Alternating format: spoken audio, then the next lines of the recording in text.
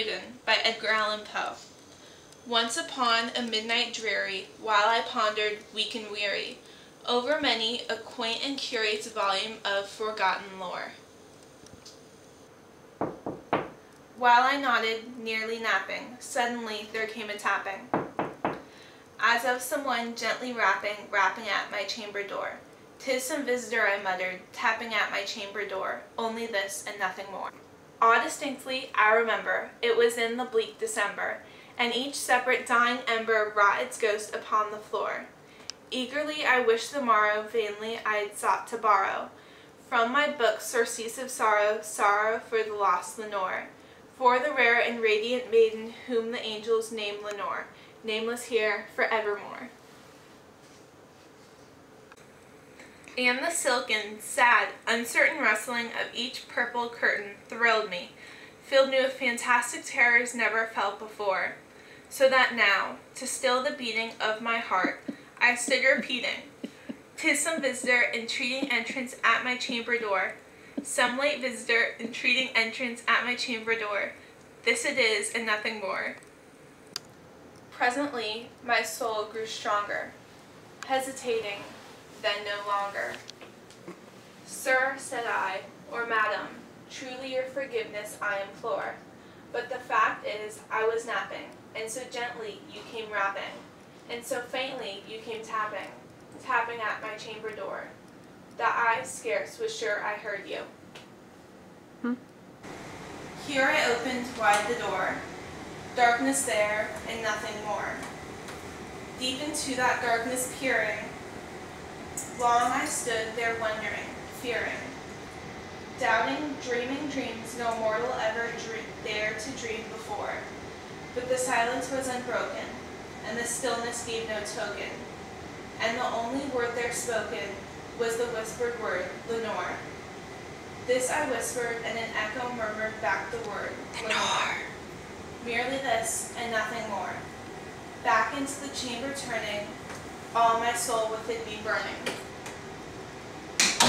Soon again I heard a tapping, somewhat louder than before. "Surely," said I, "surely that is something at my window lattice. Let me see then what thereat is, and this mystery explore. Let my heart be still a moment, and this mystery explore. 'Tis the wind, and nothing more." Open here I flung the shutter, when, with many a flirt and flutter, and there stepped a stately raven of the saintly days of yore. Not the least obeisance made he, not a minute stopped or stayed he, but with mien of lord or lady, perched above my chamber door, perched upon a bust of Pallas just above my chamber door, perched and sat and nothing more. Then this ebony bird beguiling my sad fancy into smiling, by the grave and stern decorum of the countenance it wore.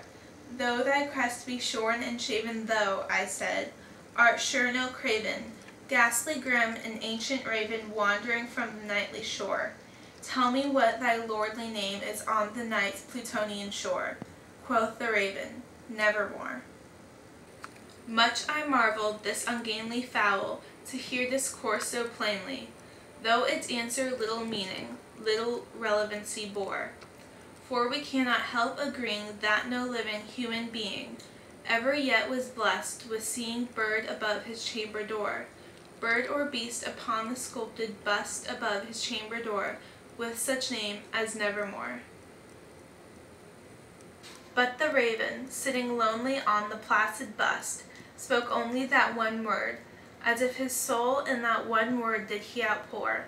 Nothing farther than he uttered, not a feather than he fluttered, till I scarcely more than muttered, "Other friends have flown before, on the morrow he will leave me, as my hopes have flown before." Then the bird said, "Nevermore."